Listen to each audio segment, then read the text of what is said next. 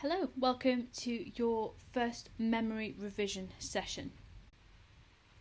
So this is the memory specification. It's all things that you should be quite familiar with.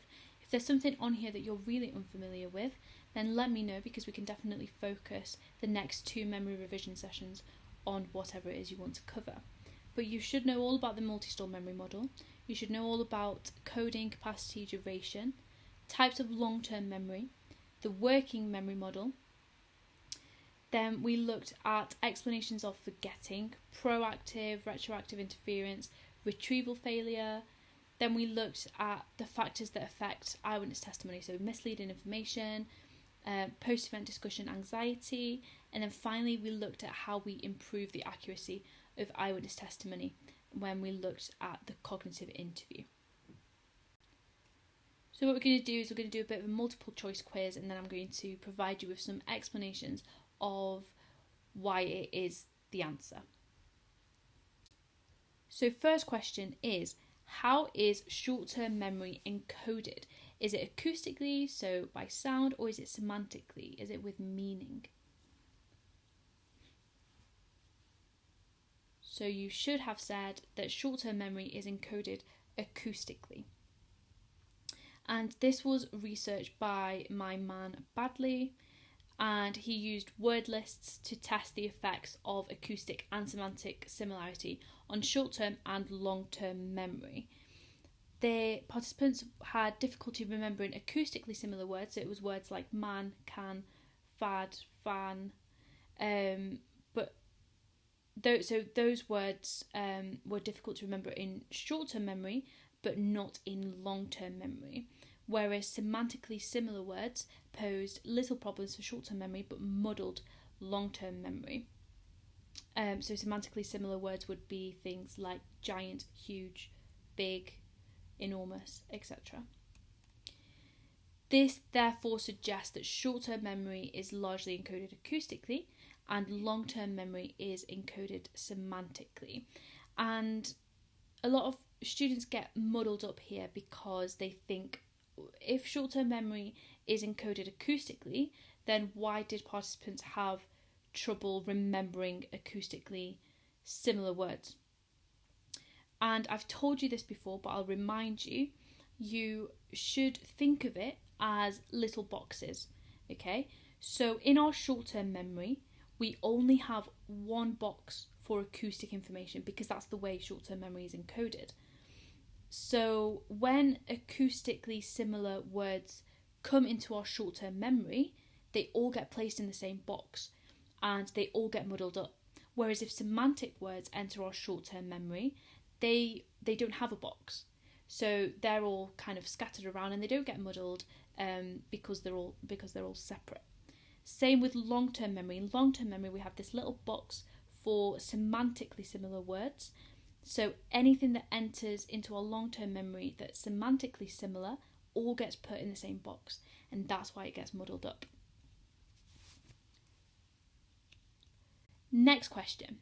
What is the term used to describe the amount of information that can be held in a memory store? And the pictures might give you a little clue.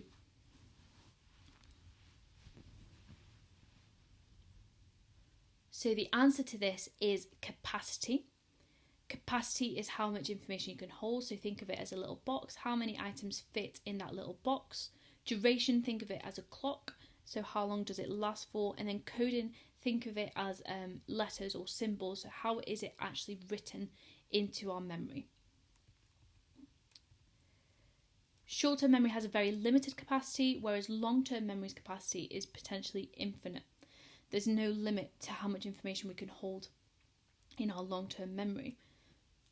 Jacobs tested short-term memory capacity by using the digit span test, and we did this when we first looked at memory, and basically you got given 4 numbers. If you remembered those numbers, then you were given a 5-digit number to remember. If you remembered that, then you were given a 6-digit number to remember, and basically Jacobs did this to test how many digits we would remember, and he did this with letters as well. And he found that the average span was 9.3 items for numbers and 7.3 for letters. Next question. In MSM, Multistore Memory Model, what process triggers the transfer from sensory memory to short-term memory? This, of course, is attention. So if we look at this little model here, environmental stimuli enters our sensory memory. If we don't pay attention to it, it decays. If we do pay attention to it, it goes into our short-term memory. If we do the process of maintenance rehearsal in our short-term memory, we can keep things in our short-term memory for longer, but usually the duration of short-term memory is about 18 to 30 seconds. If we do the process of maintenance rehearsal even more, it transfers it to our long-term memory. And within this long-term memory, things like interference, decay, and retrieval failure can affect our memories.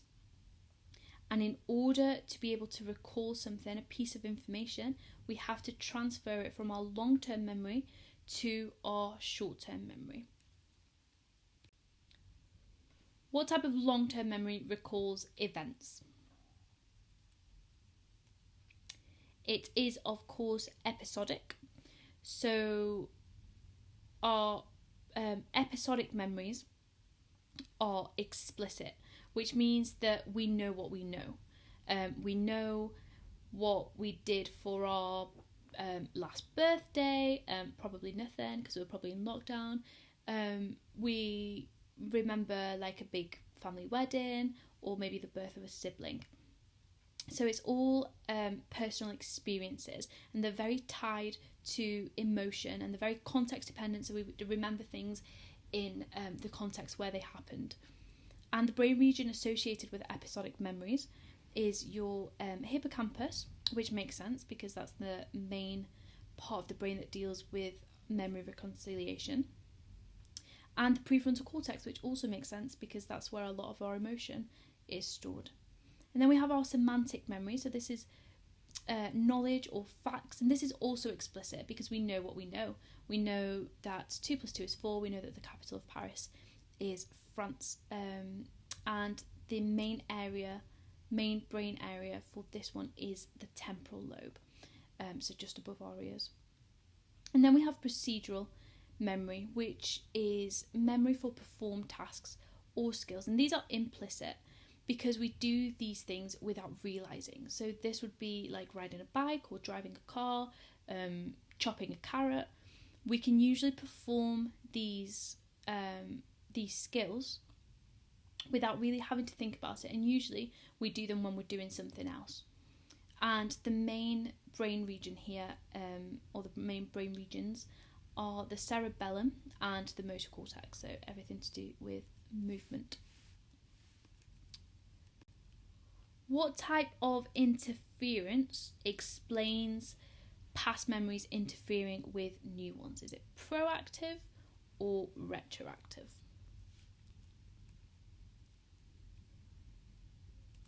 It is proactive because P for past learning interacting with recent or new learning. This is how I remember it. P for past, R for recent.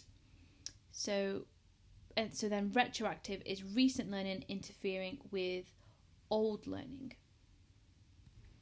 So an example of proactive interference would be if you learnt French, maybe like in year 7, and then you started to learn Spanish.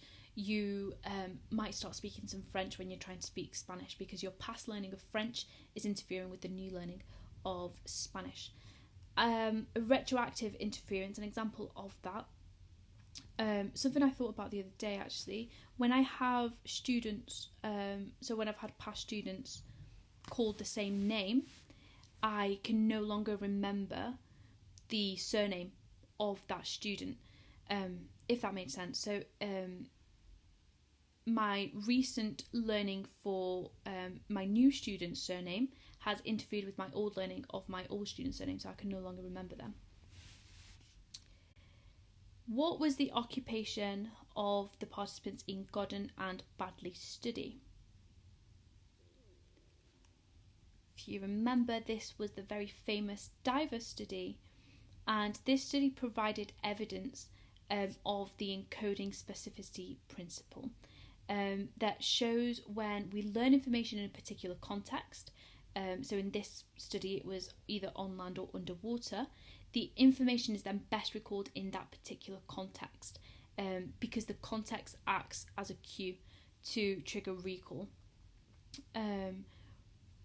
which has been done in other studies as well that we looked at, such as the one where participants took their exams in the same place where they'd learned the information, they performed better, etc.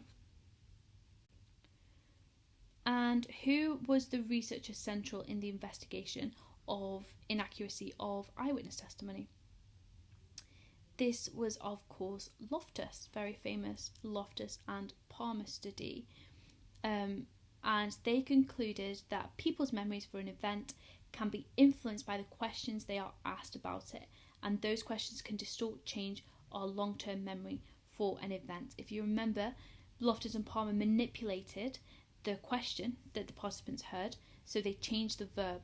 How fast were the cars going where they smashed, collided, bumped, hit, or contacted each other? And those that heard the word smashed estimated the speed much faster than those who heard the verb contacted. And just to finish off the lesson, I want you to answer at least 2 of the following exam questions. Might be tempting to pick the 2 shortest ones, but what I want you to do is pick the ones that you're least familiar with, because that will help you the most in your revision.